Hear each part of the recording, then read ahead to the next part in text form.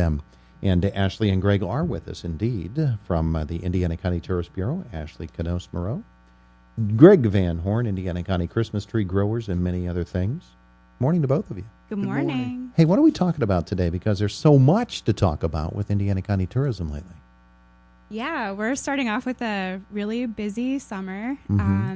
I know one thing we want to definitely mention is that we're still selling discounted Idlewild tickets. Oh, yeah.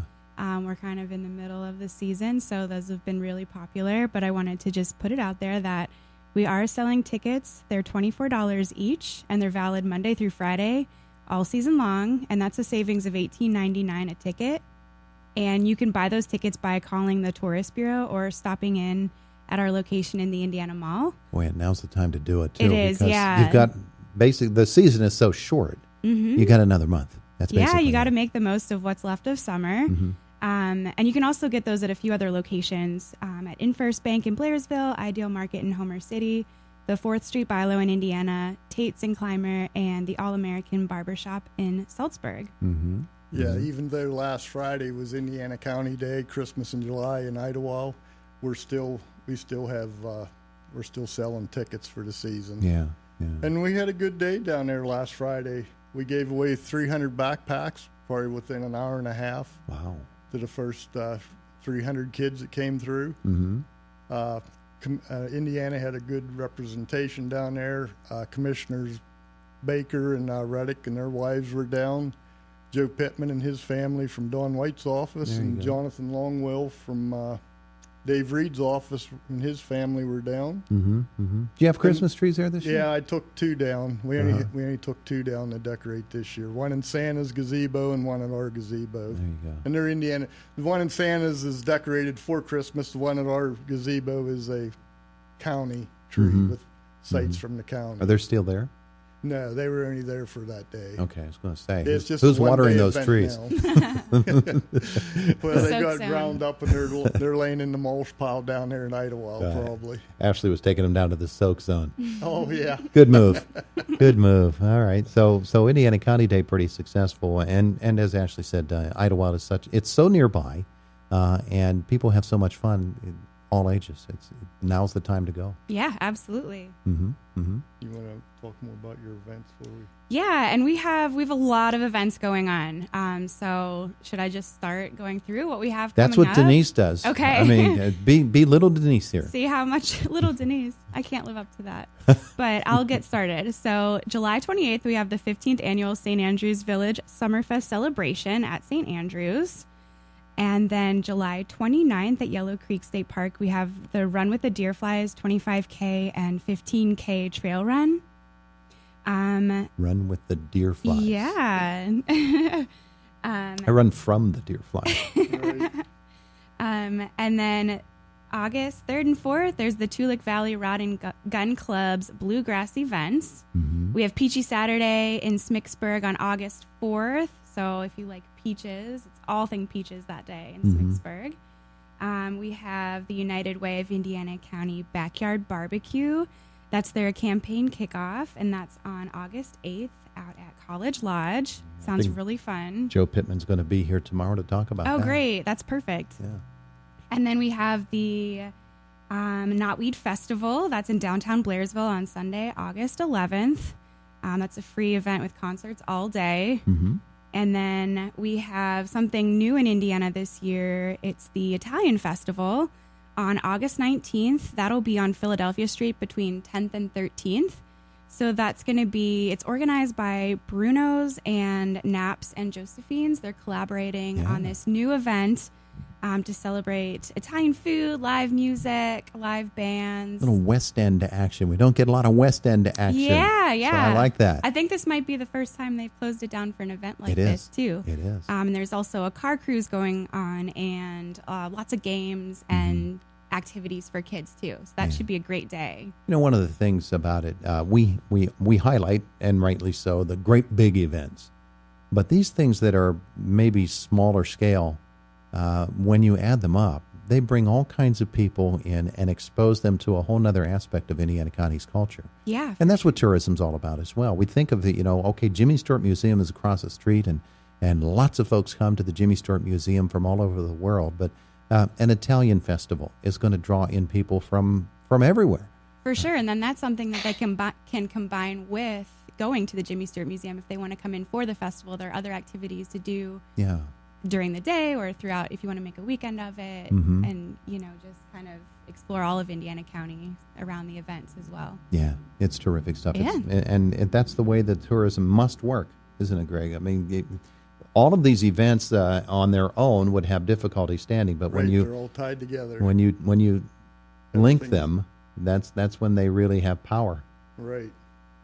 Can I talk about Idlewild again a minute? Go ahead. Since it was Christmas. Still there. Well, another group that came to Idlewild was the Creekside Methodist Church. Mm-hmm. There was about 40 people came down in that group. They brought 20, I guess you'd call them underprivileged kids around the area. Okay. They took them to Idlewild for the day, and the county has a pavilion down there that anybody can use that comes down there for that day. So they used that pavilion for the day, and they all had a good time. They stayed till 6 or 7 o'clock that night. Yeah. But talking about Christmas in July, I'd like to tell everybody about a bulb that the Christmas tree growers has made. As you know, this is our 100th year of growing Christmas trees in Indiana County. This is 100 years ago it all started. Well, you said Silas Stream started planting trees for Christmas trees in Ambrose. Thank you, Silas. We appreciate that very much. We got a nice Christmas ornament made. It's made in USA. It's a glass bulb. It has a Christmas tree on the front that says 1918 to 2018. And then on the back it says Indiana County Christmas Tree Capital of the World, 100 years and still growing Christmas trees. Mm-hmm. Let me see it. If anybody would like that. I have it in my hands right now. I'll try to. Just kidding. Yeah, you can get one at the Tourist Bureau, or you can get a hold of a Christmas tree grower. We have some for sale. They're $20. Beautiful. 50 years from now, that'll be a hot item at yard sales. Josh People will be hunting those down. Josh is not here that we could Facebook Live. He has the Facebook Live mechanism with him where he is, but this would be a wonderful thing to put up there. Yeah, we can nice. get a picture. Yeah, it's a nice glass bulb. Do that. I'll give that back to you before I break it. Okay. I have a habit of doing that, But yeah, we're celebrating 100 years of growing trees in Indiana County. I liked how you said, as you know. No, I didn't know, Greg. Oh, you didn't know that? I just thought it was, from the beginning of time.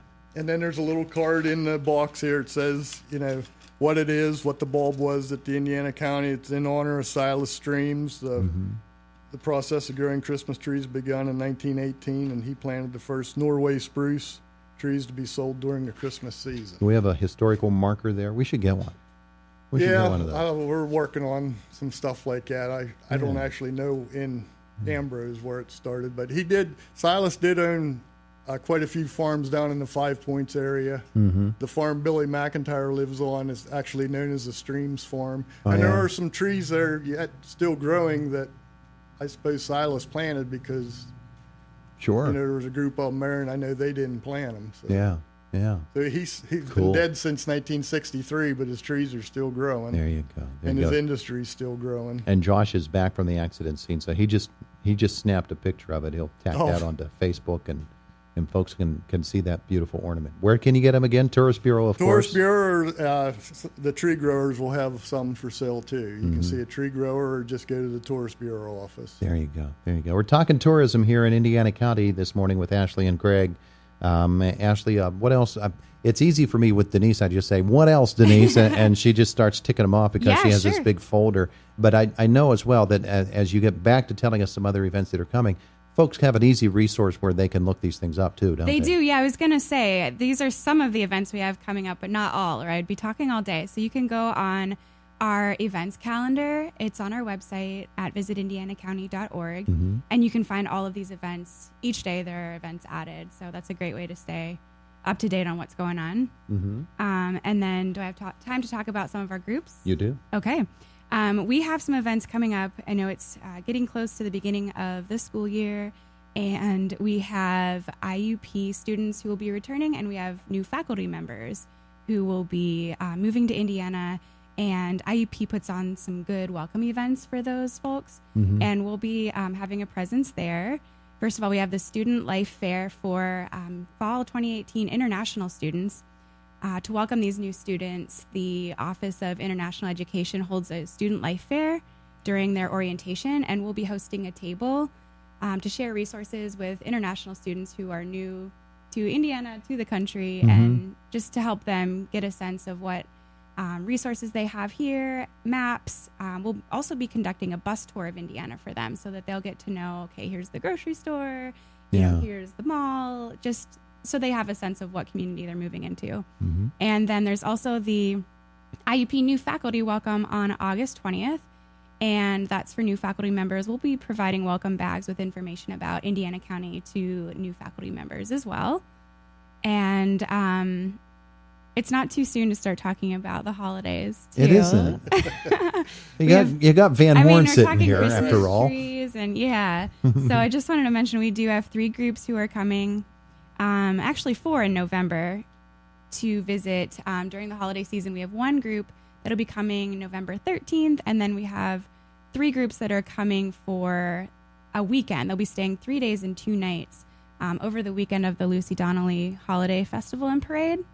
And those groups are coming from Souderton, PA, Lancaster, PA, and Rochester, New York. So, cool. Yeah, that'll be really fun. We're deep into planning with those groups, too, so that their itinerary is finalized and they're doing lots of fun stuff. You're going to find themselves riding in the parade, tossing out candy? They are. They are? Yes. Do they know that yet? They don't. They don't know. One of them is a mystery we won't tell tour, anyone. so we shouldn't even be talking about it, but they're probably not listening from Rochester, New York. Well, Yeah, we have 3 flatbeds we haul people on that come in to ride in the parade. Yeah, or they come in for the festival. They maybe they don't know they're riding. They end up being part of the main attraction, huh?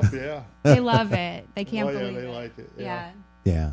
Oh, that sounds it's a fun night, and people bundle up for it. It's a whole different atmosphere than at other times of the year, and it doesn't seem as if the weather really affects the turnout for that parade and the excitement that people have about the beginning of the holiday season.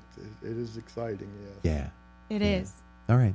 So all of that is going to be happening in the near future, and many, many other things, drawing people into Indiana County, and that's what the Tourism Bureau is all about. For folks who want to know more, as you said, Ashley, of course, the website, but they can visit the office too, right? Yeah, for sure. Yep, we're there Monday through Friday. And you're located at? We're at the Indiana Mall. We're right next to Pearl Vision.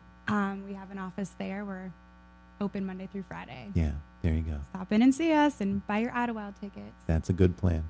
That's a really good plan. All right. Well, thanks both for coming in today. Okay. Thank you for having us. Thanks for having us.